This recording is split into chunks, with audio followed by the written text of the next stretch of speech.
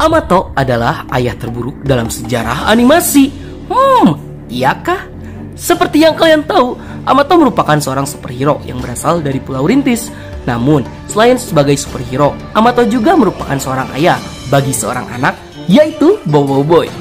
Namun, perlakuan Amato selama ini terhadap anaknya membuat para fans geram, sehingga para fans itu mencap Amato sebagai ayah terburuk, walaupun dia itu adalah superhero yang hebat. Apa sih alasannya? Sehingga para fans itu menganggap Amato adalah ayah yang terburuk. Oke lah, daripada kalian penasaran, mending langsung saja kita mulai. Bobo Boy Galaksi Gentar episode 2 terbaru. Alasan Amato menjadi ayah terburuk. Let's check this out. Yay! 1.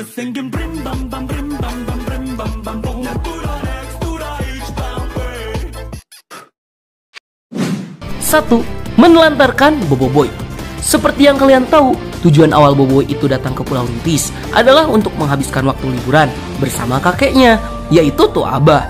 Namun, lambat laun setelah Bobo Boy kembali ke kota hilir, Bobo Boy malah disuruh untuk tinggal bersama To Abah dan membantu pekerjaan To Abah untuk mengurusi bisnis kafenya sambil terus menjaga bumi. Ya, kita kira Bobo Boy akan tetap berkunjung ke keluarganya yang ada di kota hilir. Namun ternyata tidak. Bobo Boy itu menetap di Pulau Rintis sangat lama. Dimulai dari Bobo Boy pindah ke Pulau Rintis di ending Bobo Boy musim 1 sampai sekarang. Itu berarti orang tuanya sama sekali tidak mengunjungi Bobo Boy selama di Pulau Rintis. Dan satu-satunya interaksi antara Bobo Boy dan keluarganya yang pernah diceritakan adalah pada saat Bobo Boy mendapatkan kartu pos dari Amato di musim ketiga, yaitu pun cuma 1 kali. Dan interaksi terakhirnya hanya diceritakan pada video spesial anniversary Bobo Boy ke-10 tahun pas Bobo Boy Beyond, yang menceritakan Amato saat mengantarkan Bobo Boy pergi ke Pulau Rintis, dan vlog To Abah yang dikirim ke Amato. Dan cuma sebatas itu aja interaksi di antara mereka. Selebihnya hanya ada selebrasi memori Idul Fitri saja yang memperlihatkan kenangan To Abah, Bobo Boy bersama keluarga mereka dan temani raya. Ya udah, itu aja.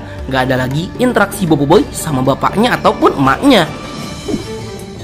Tapi bang, kan Amato itu menitipkan Bobo Boy ke To Abah, bukan menelantarkan Bobo Boy. Ya awalnya kan niatnya begitu, nitipin Bobo Boy ke To Abah.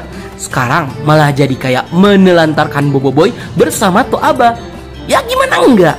Bobo Boy itu dititip ke To Abah selama bertahun-tahun loh, bukan sehari 2 hari atau 2 minggu. Itu nitip apa nelantarin?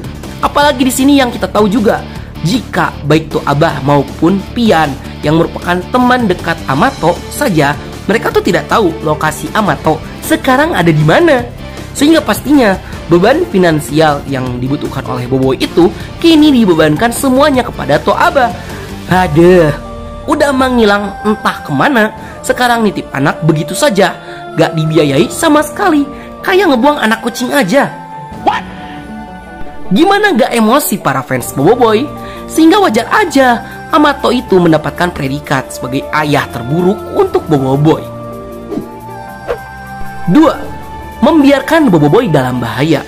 Selain Bobo Boy itu tinggal dan dicampakkan begitu saja oleh Amato, fakta yang sangat membagongkannya adalah Amato tuh tahu sebenarnya Bobo Boy dalam bahaya karena dia tuh selalu memantau Bobo Boy dari jauh. Yang hal ini terlihat dari Amato yang tahu jika Bobo Boy itu bertarung dengan Retaka. Yang gak habis pikir aja gitu. Amato tuh tahu soal Bobo Boy yang mendapatkan kekuatan. Amato tuh tahu Bobo Boy memilih menjadi seorang superhero. Dan Amato juga tahu resiko yang akan dihadapi oleh Bobo Boy saat menjadi seorang hero. Tapi Amato sama sekali tidak mencoba bicara ataupun memperingati Bobo Boy soal itu semua. Bahkan jangankan bicara soal resiko menjadi seorang superhero, berkali-kali nyawa Bobo Boy aja di ujung tanduk. Dan Amato itu tahu jika Bobo Boy dalam bahaya. Tapi jangankan untuk datang menyelamatkan Bobo Boy, menanyakan kabar Bobo Boy saja Amato tidak melakukannya. Goblok! Kalian tahu sendirilah, beberapa kali Bobo Boy mendapatkan musuh-musuh yang seperti monster, seperti Borara, seorang alien yang menghancurkan peradaban di planet Gogobugi, tempat kelahiran Feng. Sebuah wilayah saja, Borara bisa mengacak-acaknya. Dan ancaman dari geng pengkotak itu bukan ancaman receh seperti adu-adu. Beberapa kali Boboiboy hampir kehilangan nyawanya gara-gara Borara, dan Amato tuh tahu dan dia memilih diam. Ya kesel aja gitu. Kalian udah tahu kan, Amato tuh tahu soal Boboiboy yang dalam bahaya, tapi dia tidak berbuat apa-apa untuk menyelamatkan anaknya. Terus di movie kedua, sekali lagi nyawa Boboiboy berasa di ujung tanduk. Ya kalian tahulah sendiri, kriminal yang sangat berbahaya dan ditakuti seantero galaksi dengan terornya pada 100 tahun yang lalu, yang berhasil menewaskan beberapa pengguna kuasa elemental, yang berhasil melayukan sebuah planet, menghancurkan sebuah pemerintahan, membuat dua kubu bertarung selama ratusan tahun, dan menciptakan kebencian yang merubah seseorang menjadi jahat. Dan masih banyak lagi kekejaman yang tidak diceritakan, hasil dari teror yang dilakukan oleh Rataka. Dan Amato tuh tahu Boboiboy berhadapan dengan siapa. Tapi respon Amato gimana? Tak perlu, biar dia berdikari pala Mekamato lah. Ini anak lu tuh dalam bahaya, cowok. Aduh, lawannya aja bukan kaleng-kaleng. Dan lu cuma bilang berdikari doang. Aduh, udah mah ditelantarin, gak dibiayain, dilindungin aja kagak. Jadi tolol. 3. Mengutamakan tugas sebagai hero melebihi keluarganya. Jujur, Nat juga sebenarnya nggak tahu tugas apa sih yang sedang dikerjakan oleh Amato ini. Sampai-sampai Amato itu tidak punya waktu sedikit pun untuk memberikan kabar kepada anaknya. Yang jujur, ini adalah PR terbesar Monster Studio untuk memberikan alasan yang sangat tepat dan logis kenapa Amato sampai harus mencampakkan Boboiboy dan jauh lebih mengutamakan misinya. Ya bukan masalah Boboiboy itu harus mandiri, tapi moral Amato sebagai ayah tuh kemana? Apakah misi Amato sepenting itu sampai-sampai keselamatan Boboiboy itu tidak penting bagi Amato? Dan Nat rasa scene yang paling diinginkan oleh para fans saat Boboiboy itu bertemu kembali dengan ayahnya adalah Boboiboy yang menghajar ayahnya dengan penuh amarah. Bukan scene receh anak cengeng yang ketemu ayah dan peluk-pelukan. Ya Boboiboy itu udah dewasa. Boboiboy bukan anak TK yang ditinggal pergi ayahnya kerja terus ketemu pas pulang kerja. Boboiboy itu udah besar, dia udah punya perasaan. Hal yang wajar ketika seorang anak membenci ayahnya karena merasa dicampakkan.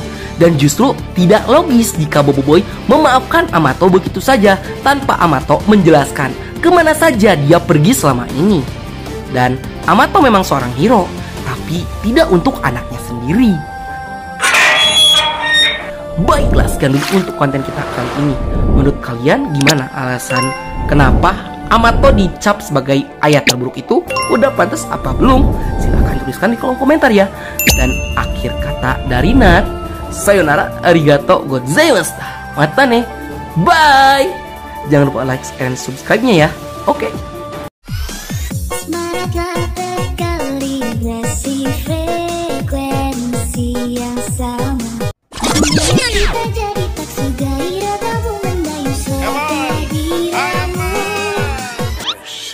Yes! Yes!